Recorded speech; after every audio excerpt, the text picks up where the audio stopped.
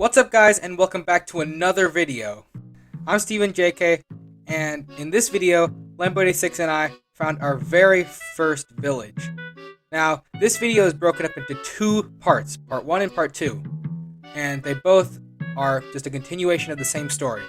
So, make sure you watch part 2. Also, if you enjoyed the video, make sure to hit the subscribe button and like. It's free, and you can always change your mind later.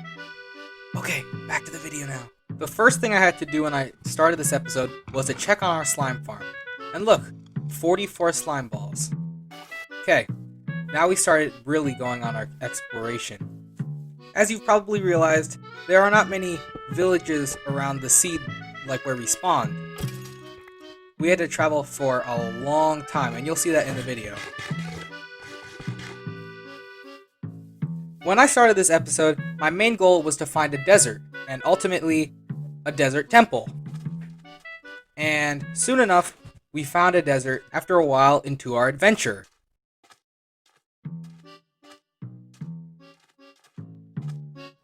And after a lot of searching, we finally found a desert temple.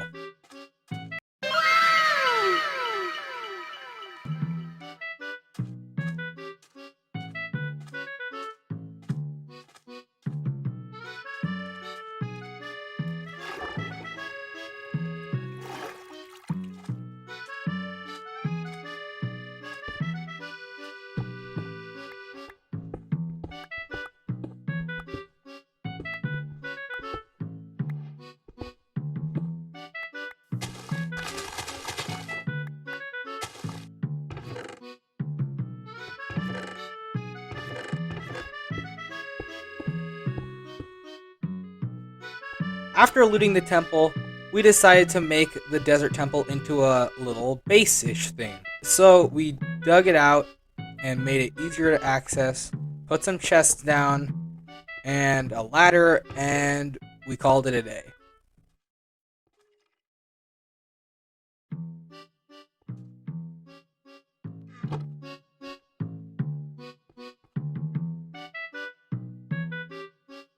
After we found our desert temple, we thought, why not go searching for a village, since we were already really far away from our spawn. And we kept searching, and we found like an ice biome. Maybe I'll bring my Silk Touch pickaxe and collect some of that ice later.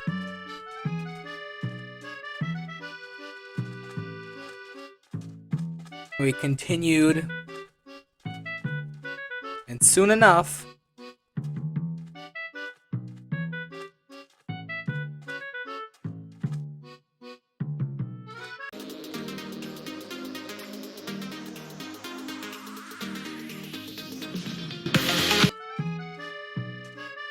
we'd finally found a village. This opens up so many possibilities in the game.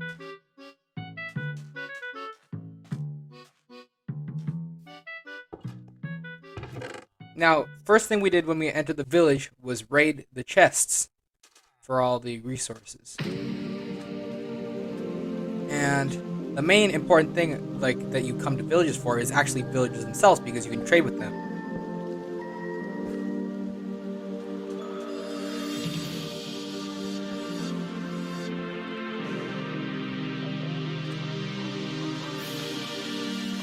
But this village had an insane amount of villagers. I mean, there's like already 10 in this little area that I'm in right now. So, I dug a hole and tried to get the villagers in it just for like safekeeping for the moment, just some of them, so in case like our trading stuff went wrong, we'd always have like backup. And after a while, we'd gotten a couple of villagers in. I mean, about, I don't know, 5.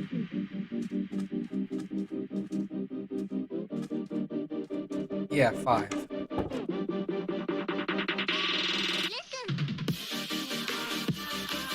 And then we started our trading process.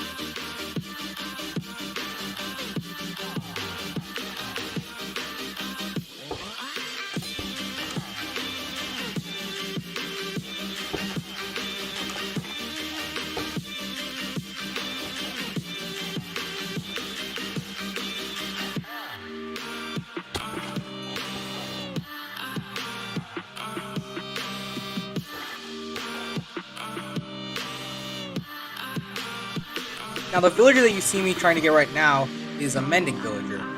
So I put down a lectern, and it must have been that this villager didn't really want to trade, because he just stuffed himself into the corner, and I ended up being big brain and using water to flush him out. But it was really annoying because I decided to, push him, but then I realized that water was a better option. And after a while, he just turned into his librarian, and I checked his trade. And it was Silk Touch, which was pretty good, but I'm looking for mending. So I kept trying to get it. And yeah, he still didn't want to become a librarian the second time I put it down. So I tried to push him into a radius. I don't know why he wasn't becoming a villager. Maybe he just wasn't paying attention.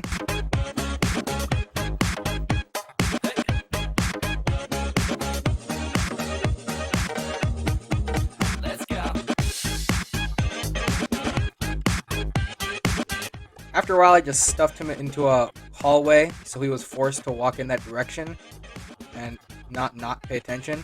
And I kept getting a lot of good trades like Aqua Affinity and Quick Charge. Well, Quick Charge meant Infinity, but it was not mending.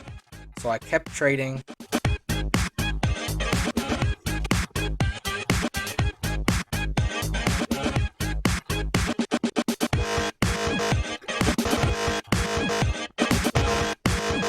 I even got Protection 3, and I turned that trade down. Now, after a while, I just left him because I got frustrated. We'll get it later. And I went to collect some iron because the toolsmith that I had set up in another house needed iron and coal. So I did a little bit of mining.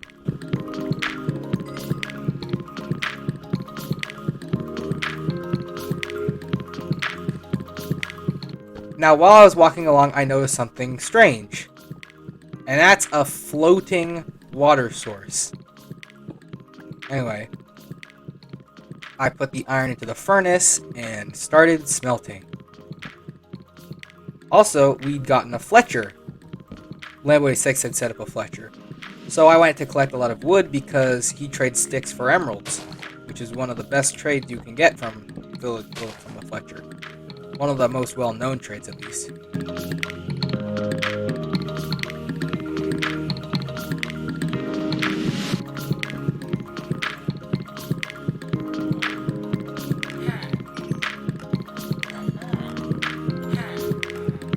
And I got a lot of emeralds from that Fletcher. And after a while,